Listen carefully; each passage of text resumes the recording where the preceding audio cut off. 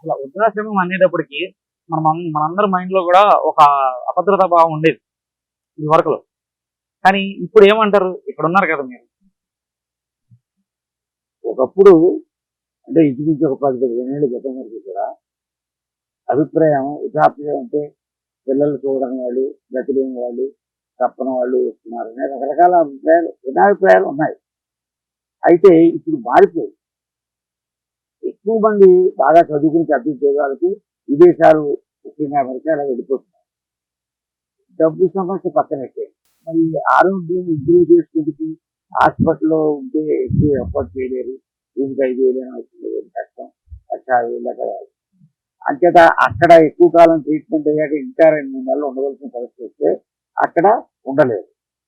2, ఇంట్లో పెట్టుకుని సేవ చేసే పరిస్థితి చాలా మందికి ఉండట్లేదు. దూరంలో ఉండడం, విదేశంలో ఉండడం, ఉన్నా కూడా ఇంట్లో చేయలేకపోతున్నారు వివిధ కారణాలు. పొద్దున్న సాయంకాలం దాకా ఆఫీసు, అందులో స్త్రీ కూడా ఉద్యోగం చేయడం అనేది కొంత 40-50 అని చెప్తుంది. కాబట్టి వీళ్ళని ఎవరు అటెండ్ అవుతారు?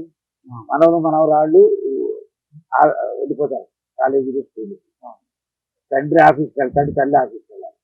తల్లి ఆఫీస్కి వెళ్ళే ముందు వీళ్ళు ఇవన్నీ చేసి వండి పెట్టి ఇవన్నీ చేసి వెళ్ళాలి.